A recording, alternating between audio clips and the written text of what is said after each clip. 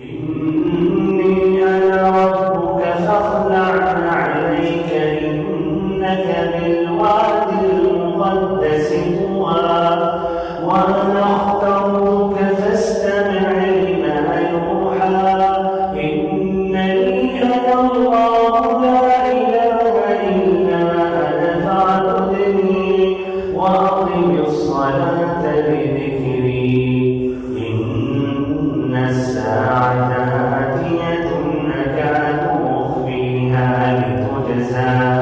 لتجزى كل نفس بما تسعى فلا يصدنك عنها من لا يؤمن بها واتبع هواه فتردى وما تلك بيمينك يا موسى قال هي عصاي أتوكل عليها وأهش بها على غنمي ولي فيها مآرب أخرى قال ألقها يا موسى فألقاها فإذا هي حية تسعى. الحمد لله رب العالمين والصلاة والسلام على أشرف الأنبياء وسيد المرسلين نبينا وحبيبنا وقدوتنا وإمامنا محمد وعلى آله وصحبه أجمعين أما بعد فسبحانك اللهم لا علم لنا إلا ما علمتنا إنك أنت العليم الحكيم اللهم علمنا ما ينفعنا وانفعنا بما علمتنا وزدنا علما نافعا وعملا صالحا یا رب العالمین. قابل احترام معزز بھائیوں، عزیز ساتھیوں اور ہماری ماں اور بہنوں، یہ درس نمبر 5 ہے بابو شروط الصلاۃ، جس میں نماز کی شرطوں کے متعلق حدیثیں بیان کی گئی ہیں. اور سابقہ درس کے اخیر میں نے حدیث نمبر 4 اور 5 پیش کیا تھا. حدیث نمبر 4 جابر رضی اللہ عنہ کی حدیث اذا كان الثوب واسعا فالتحف به وان كان يعني في الصلاة ولمسلم فخالف بين طرفيه وان كان ضيقا فاتزر به کہ کپڑا اگر بڑا اور فراخ ہو تو اسے نماز میں جسم پر لپیٹ لو اور ایسے ہی کپڑے کے دونوں کناروں کو ایک دوسرے کے مخالف کندھوں پر ڈال لو، اور اگر کپڑے تنگ ہو تو اسے تہبند کی شکل میں باندھ لو. دوسری جو حدیث ابو ہریرہ رضی اللہ عنہ کی، جس کی روایت امام بخاری امام مسلم نے کی ہے، لا يصلي احدكم في الثوب الواحد ليس على عاتقه منه شيء، تم میں سے کوئی شخص بھی ایک کپڑے میں نماز نہ پڑھے کہ اس کپڑے کا کوئی حصہ اس کے کندھے پر نہ ہو. اب اس حدیث میں جو اہم فائدے ہیں وہ ذکر کر رہا ہوں. پہلا فائدہ یہ ہے کہ اگر کپڑا یا چادر بڑی ہو تو اور آدمی کے پاس صرف وہی ایک چادر ہے تو کیا کرے؟ اسے چاہیے اپنے پورے بدن کو ڈھانپ لے، ڈھک لے، کندھے سے لے کر ٹخنوں کے اوپر تک، اور اس سے پہلے کہا جائے گھٹنوں کے بعد، یعنی یہاں تک اگر پہنچ رہا ہے تو کندھے سے لے کر کہاں تک؟ گھٹنوں کے نیچے تک. اس طرح اس کا یہ پورا سترہ کاملہ ہو گیا. لیکن اگر یہ کپڑا ستر العورہ اس طرح اپنے پورے جسم کو ڈھانک لیا اور ایسے ہی کندھوں کو بھی، اگر یہ کپڑا چھوٹا ہے تو کیا کرے؟ پورے جسم کو نہیں ڈھک سکتا جس طرح کے بھی ذکر کیا گیا، تو اس کو تہبند بنا لے اور تہبند کی شکل میں، ازار کی شکل میں پہن لے، جس سے ناف سے لے کر گھٹنے تک اتنا یہ ڈھک لے. اب اس طرح یہ بات واضح ہوئی کہ ایک ہی کپڑے میں نماز پڑھنا آدمیوں کے لیے کیا ہے؟ درست ہے، جائز ہے. ایک ہی کپڑے میں آدمی کو یہ نماز پڑھنا یہ درست اور جائز ہے. ابن رشد کہتے ہیں بدایت المجتہد میں، اتفقوا علی انہ یجزئ الرجل من اللباس فی الصلاة الثوب الواحد، کہ اس بات پر اتفاق اہل علم کا کہ آدمی کے لیے ایک کپڑا میں نماز پڑھنا جائز اور درست ہے. چاہے اگر وہ کپڑا لمبا ہے تو کندھے سے لے کر گھٹنوں کے نیچے تک، یا ایسے ہی میسر نہیں ہوا تو صرف تہبند کی شکل میں پہنا، تو دونوں صورت میں ایک ہی کپڑا ہے اس کے پاس، وہ دونوں صورتوں میں اس کی نماز کیا ہے؟ صحیح اور درست ہے. دوسرا فائدہ، دوسرا سبق اس حدیث سے یہ ہے کہ نماز میں شرمگاہ کو ڈھکنا یہ کیا ہے؟ واجب ہے، بلکہ نماز کی ایک شرط ہے، نماز کی شرط ہے۔ اسی لیے ابن حجر رحمہ اللہ نے ان حدیثوں کو ذکر کیا باب شروط الصلاۃ میں۔ تو نماز کے درمیان، نماز کے اندر شرمگاہ کو ڈھکنا یہ واجب ہے۔ کس طرح وہ ڈھکے؟ تہبند پہن لے یا ایسے اگر پیجامہ ہوا، پینٹ ہوا۔ اس لیے کہ نبی صلی اللہ علیہ وسلم نے کہا ان کان ضیقا فاتزر بہ، اگر کپڑا چھوٹا ہے تو کیا اس کو ازار بنا لو، لیکن اگر اس کے پاس وسعت ہے اور کپڑے میسر ہیں تو یہ مشروع ہے کہ کندھوں کو بھی ڈھک لے، کندھوں کو بھی ڈھک لے۔ یا کہیے دوسرے انداز میں بتا رہا ہوں، دوسرا فائدہ یہ ہے کہ نماز میں شرمگاہ کو ڈھکنا یہ لازمی واجب ہے، نماز کی ایک اہم شرط۔ اب اگر اس کے پاس کپڑے میسر نہیں ہے، صرف اتنا ہے، چھوٹا ہے، تو وہ کیا ناف سے لے کر گھٹنے تک کو ڈھک لے اور نماز پڑھ لے۔ اور اگر اس کے پاس وسعت ہے، دو کپڑا ہے، دو ٹکڑا ہے، نیچے بھی پہن سکتا ہے اوپر بھی پہن سکتا ہے، جس طرح کی احرام میں، تو وہ ایک دوسرا کو کیا اوپر کندھوں کو بھی ڈھک لے۔ لیکن اب ادھر سوال یہ ہے، یہ بات تو واضح ہے کہ ناف سے لے کر گھٹنے تک ڈھکنا یہ تو آدمی کے لیے لازمی ہے، واجب ہے اور یہ شرط ہے، لیکن سوال یہ ہے کہ یہ دونوں گھٹنوں لیکن سوال یہ ہے یہ دونوں کندھوں کو ڈھکنا اس کا کیا حکم ہے؟ سوال یہ ہے کہ کندھوں کا ڈھکنا، چلیے کپڑا آپ کے پاس ہے، میسر ہے، اس کی بات ہو رہی، جس کے پاس میسر نہیں ہے اس کی بات تو ہو گئی، اس کی نماز صحیح ہے، لیکن جس کو میسر ہے اور وہ اب ڈھکے یا نہیں ڈھکے، کندھوں کا ڈھکنا واجب ہے یا غیر واجب؟ اچھا کیوں واجب ہے؟ واضح بھائی، دیکھیں علمی باتیں ایک دم عام باتیں نہیں، دیکھیں آپ کے سامنے حدیثیں ہیں نا، وہاں سے دیکھیں کہاں اس بات کی دلالت کر رہی ہے ایسا۔ اچھا تو کیا دلیل؟ بہت صحیح، دوسری حدیث لا يصلي احدكم في الثوب الواحد ليس على عاتقه منه شيء، کہ آدمی نماز نہ پڑھے ایک ہی کپڑے میں ایسی حالت میں کہ اس کے کندھے پر کچھ بھی نہ ہو، تو یہ دلیل ہے، تو آپ کہنا واجب ہے۔ چلیے تو اس مسئلے میں کندھے کو ڈھکنا چاہیے یا نہیں ڈھکنا چاہیے، اس میں اہل علم کا 3 قول ہے۔ پہلا قول یہ ہے کہ یہ دونوں کندھوں کو ڈھکنا نماز کے درمیان یہ واجب ہے، طبعاً اگر استطاعت رکھتا ہے، یہ بات اگر استطاعت ہے، چاہے نماز فرض ہو یا نفلی نماز ہو، واجب ہے، لازمی ہے، اور یہ قول امام احمد کا ہے، ابن المنذر کا ہے، سلف صالحین کی ایک بڑی جماعت، ایک بڑا طبقہ اس کا قائل ہے، اور ان کی دلیل کیا ہے؟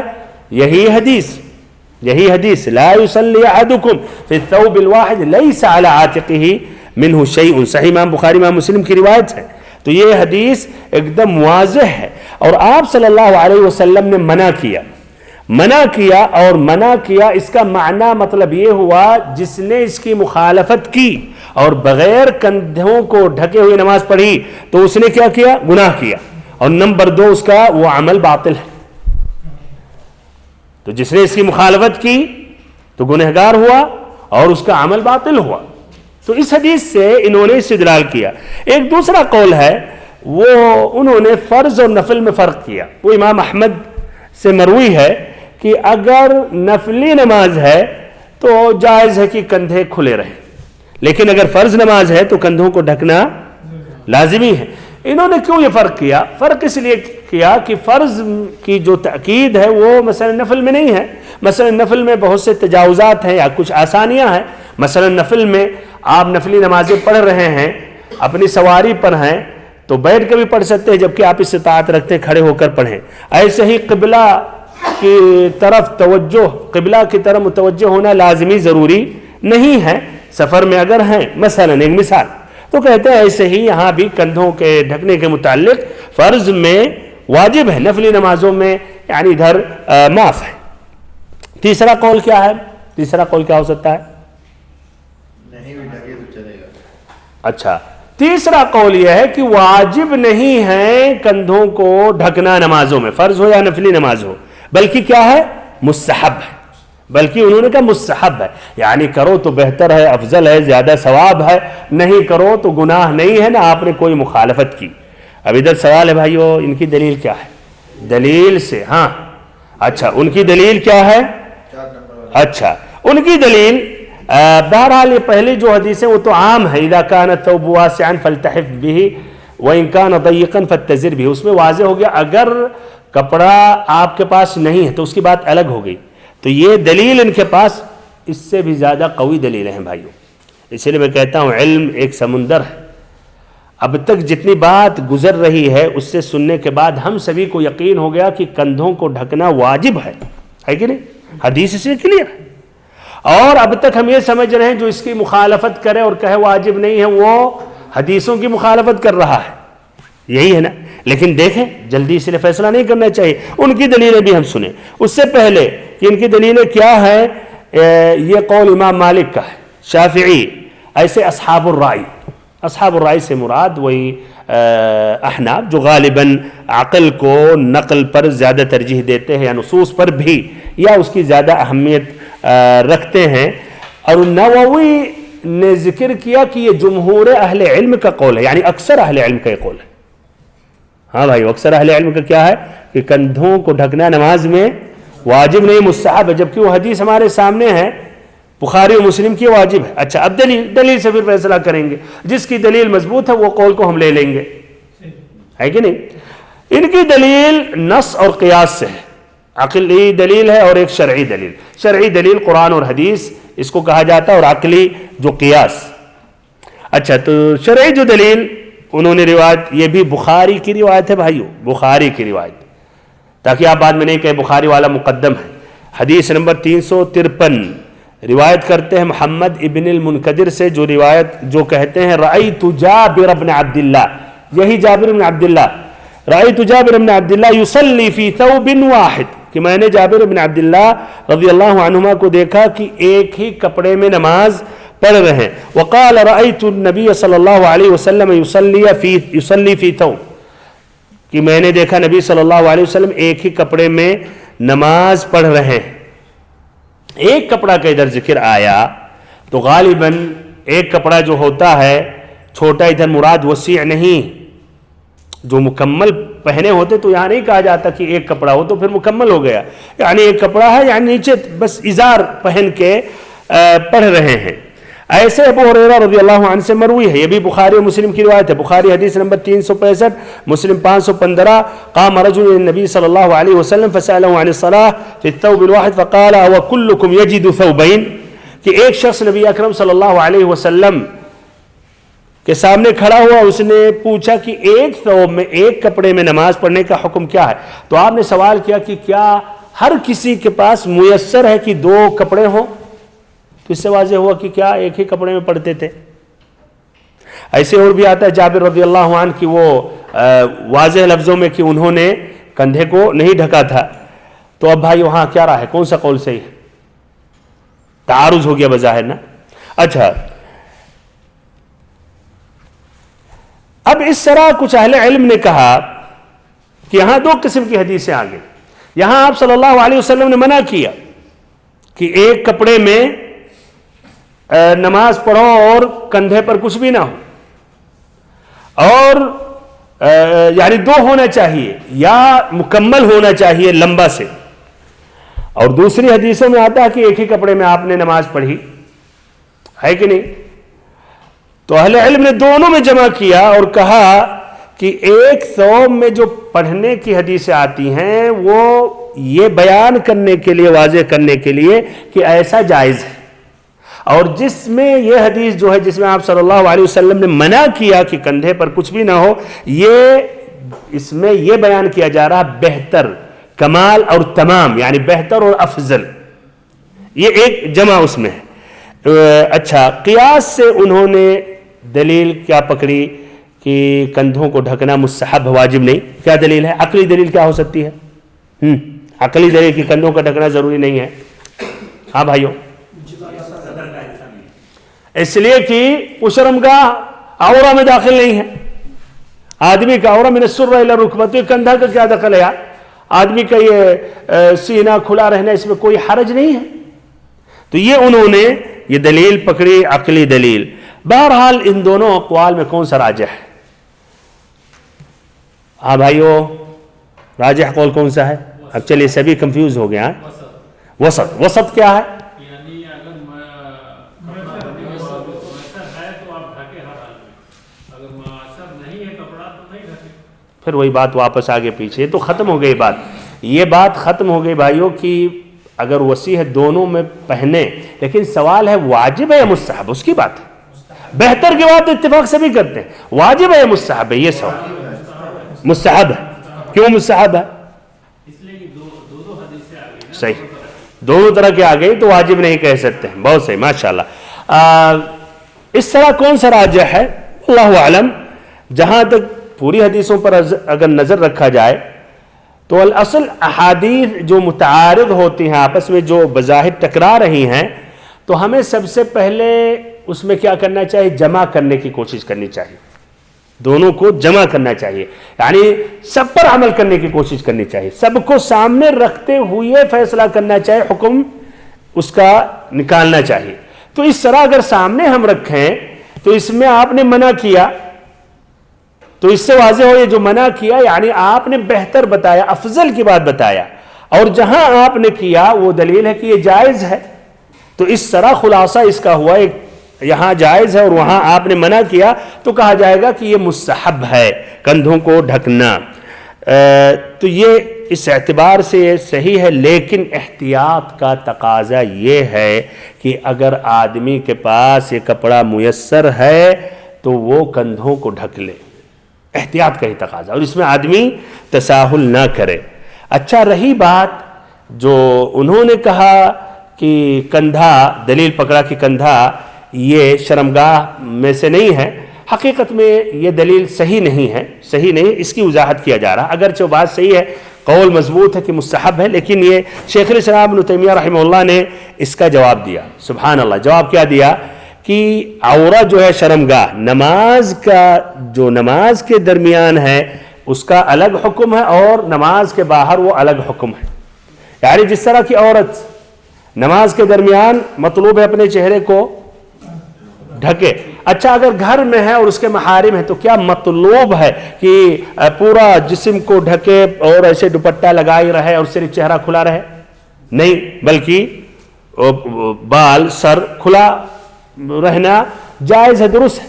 تو ادھر دیکھیں فرق ہوا نا، نماز کے لیے جو مطلوب ہے ڈھکنا وہ الگ ہے اور خارج نماز الگ ہے. تو اس طرح جواب دیا کہ جنہوں نے کہا یہ منکبین دونوں کندھوں کا ڈھکنا یہ شرمگاہ میں داخل نہیں، اسی لیے نماز کے اندر بھی، تو انہوں نے کہا اس سے اس کا تعلق بہرحال نہیں ہے. تو خلاصہ کلام بہتر اور افضل یہی ہے، احتیاط کا تقاضا کہ آدمی کندھوں کو ڈھک کے نماز پڑھے، تساہل نہ کرے. اب اگر کسی سے ہو گیا بھول چوک میں تو کہا جائے گا الحمدللہ مسئلہ آسان ہے. کچھ اہل علم کہتے ہیں کہ یہ درست ہے لیکن قصدن نہیں کرنا چاہیے، اور یہ قاعدہ ہونا چاہیے بھائی اور محترم ساتھیو. ہر وہ چیز جو نبی صلی اللہ علیہ وسلم سے مروی ہے اگرچہ وہ مستحب ہے تو ہمیں عمل کرنا چاہیے، تساہل نہیں کرنا چاہیے کہ ہاں کوئی مسئلہ نہیں ہے تو ہم اس طرح پڑھ لیں.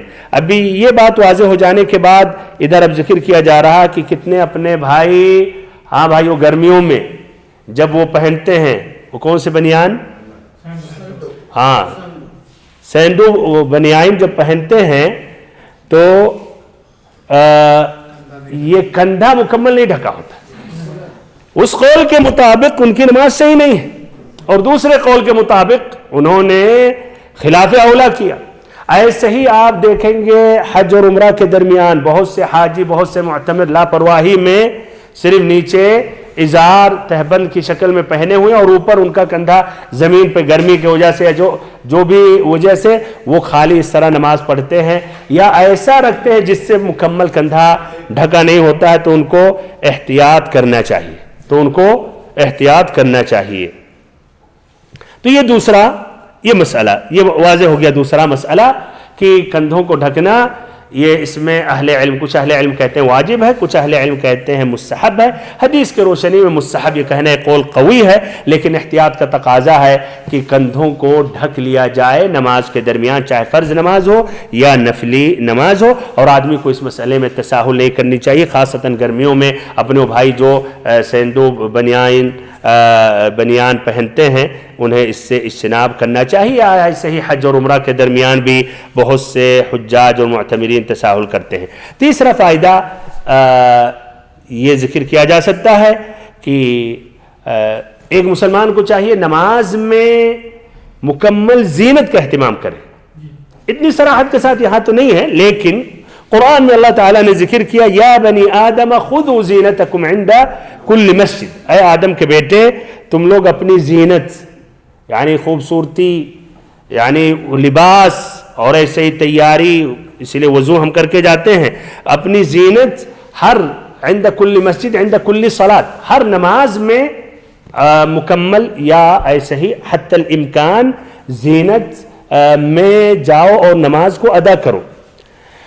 اب اس طرح صرف کندھوں کو ڈھکنے کی بات نہیں، نہ صرف شرمگاہ کو ڈھکنے کی بات، جہاں عرفاً جس کپڑے کو بہتر سمجھا جاتا ہے اسی لباس کو اپنانا چاہیے، اسی کپڑے کو پہننا چاہیے، وہی کپڑے میں مسجد میں جانا چاہیے۔ یہ نہیں کہ مسجد کے لیے کیف متفق کسی بھی کپڑے میں چلے جائیں، اور کام کے لیے بھائی جاب کے لیے آفس کے لیے ماشاءاللہ پورا سینٹ لگا کر غسل کر کے بال میں تیل اور لگا کے سیٹ کر کے جائیں۔ بھائیو یہ آپ اللہ تعالیٰ سے ملاقات کر رہے ہیں، اور یہ مسجد جو سب سے مقدس اور بہترین جگہ ہے وہاں آپ داخل ہو رہے ہیں۔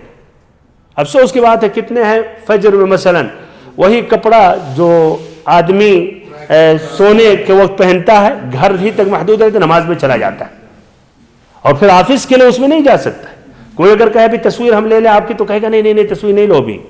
جس طرح کی ایک مسجد کا امام کہہ رہا کہ ایک شخص ایسے مسجد میں آیا اور وہی قمیص النوم جو بھائی وہ گھر میں پہنتے ہیں، یہاں کے عرف میں فرق ہے، تو جو غالباً وہ پورا بھائیو یعنی یہاں تک ہاف ہوتا ہے اور وہ رنگ برنگ کے ہوتے ہیں، ہلکا کپڑا ہوتا ہے، سستا بھی ہوتا ہے، اسی میں مسجد میں آیا نماز کے لیے۔ نماز جب ختم ہوا تو ہم نے کہا یار فلاں شخص کا اس کی طبیعت بہت زیادہ خراب ہے، چلو ہم ملتے ہیں ہسپتال میں۔ تو کہا یار رک جاؤ گھر میں جا کے کپڑا تو بدل لاؤں۔ یعنی کہا عجیب مسجد کے لیے کیف متفق آ گئے، تو اس کا ہمیں خیال کرنا چاہیے۔ اور اسی لیے اہل علم نے یہ بھی ذکر کیا کہ اگر آدمی گھر میں نماز پڑھ رہا ہے تو کیا گھر کا لباس صحیح ہے یا بہتر ہے یعنی اچھا معقول کپڑا پہنے؟ کہتے یہاں بھی اس لیے کہ نماز کے لیے وہ آدمی یہ کپڑا پہن رہا ہے، نہ کہ ادھر گھر یا مسجد کی بات ہو رہی ہے۔ اگر اسے نوافل کے لیے بھائیو تساہل ہے فرائض یا مسجد میں جانے کے بنسبت، لیکن تب بھی حتی الامکان اس کا اہتمام کرنا چاہیے خصوصاً مسجد میں۔ ادھر اب ایک سوال آ رہا ہوگا آپ کے ذہنوں میں، کیا ٹوپی پہننا ضروری ہے یا ٹوپی پہننا مستحب ہے؟ ہاں تو اس کے بارے میں کیا رائے ہے؟ مستحب۔ دلیل کیا ہے مستحب؟ نبی صلی اللہ علیہ وسلم کا کوئی حکم نہیں ہے اس پر۔ تب پھر کیسے مستحب ہوا جب آپ کا حکم نہیں ہوا؟ صرف انہوں نے پہنا اس کو۔ اچھا آپ صلی اللہ علیہ وسلم نے پہنا بھی۔ چلیے نبی صلی اللہ علیہ وسلم نے جو آپ کہہ رہے ہیں پہنا، اس میں بھی آتا ہے کہ عرف اس وقت تھا، عرفاً مشرک بھی پہنتے تھے، عمامہ کا اہتمام کرتے تھے، اور ایسے ہی احرام کی حالت میں تو ہم جانتے ہیں کہ سر تو ننگا ہونا چاہیے۔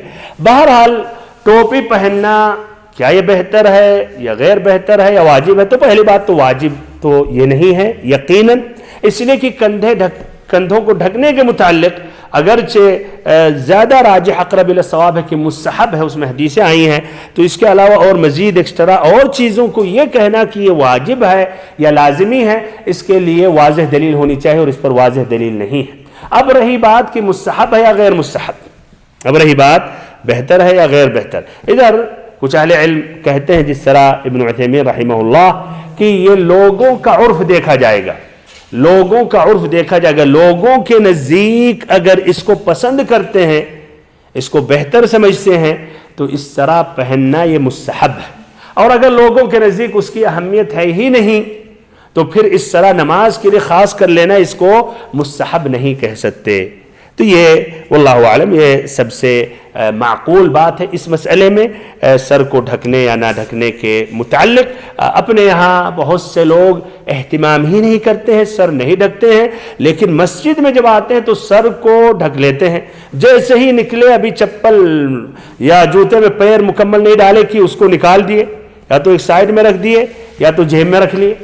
اور اتنی گندی ٹوپیاں ہوتی ہیں بھائیو، جو اس میں اگر آپ اس شخص سے کہیں کہ چلو باہر نکلتے ہیں یا کسی بڑے آدمی سے ملتے ہیں تو کبھی بھی راضی نہیں ہوگا، لیکن اسی حالت میں وہ نماز پڑھ رہا ہے۔ تو یہ بھی ذرا قابل نظر ہے، محل نظر ہے کہ اگر آپ اس کو اہمیت دے رہے ہیں ٹوپی کو، چلیے آپ اس کو عرفاً کہہ رہے ہیں یہ بہتر مانا جا رہا ہے، لیکن باہر آپ نہیں پہن رہے ہیں تو کم سے کم اس کے لیے الگ سے خاص رکھیں، صفائی کا اہتمام کریں۔